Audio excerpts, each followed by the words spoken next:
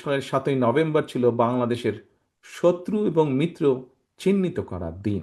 অতীত নিয়ে সবসময় পড়ে থাকলে এক চোখ অন্ধ, কিন্তু অতীতকে যদি আমরা ভুলে যাই তাহলে মনে হয় আমাদের দুচোখই অন্ধ। সুতরাং আমাদেরকে যেরকম সবসময় ইতিহাস চর্চায় থাকার মনে হয় দরকার নেই, অপরদিকে ভবিষ্যতের পথ চলাও ইতিহাস থেকে শিক্ষা গ্রহণ না করাটাও বোধহয় আরেকটি ঐতিহাসিক ভুল হতে পারে। যারা বাংলাদেশকে তাবেদার রাষ্ট্রে পরিণত করতে চেয়েছিল, যারা জনগণের গণতান্ত্রিক রাজনৈতিক অধিকারকে হরণ করে আমাদের এই প্রিয় মাতৃভূমি বাংলাদেশকে একদলীয় স্বৈরাচারী শাসন কায়েম করতে চেয়েছিল,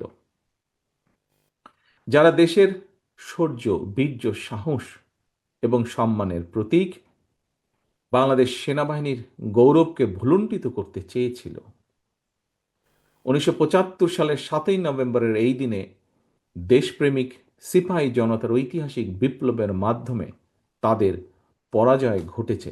দীর্ঘ ষড়যন্ত্রের পথ ধরে 1975 সালের 7ই নভেম্বরের পরাজিত সেই অপশক্তি পরবর্তীতে আমরা দেখেছি পুনরায় মহাজোটের নামে একজোট হয়ে দেশকে একটি তাবেদার রাষ্ট্রে পরিণত করতে চেয়েছিল বা করার সব রকম প্রস্তুতি গ্রহণ করেছিল তারা।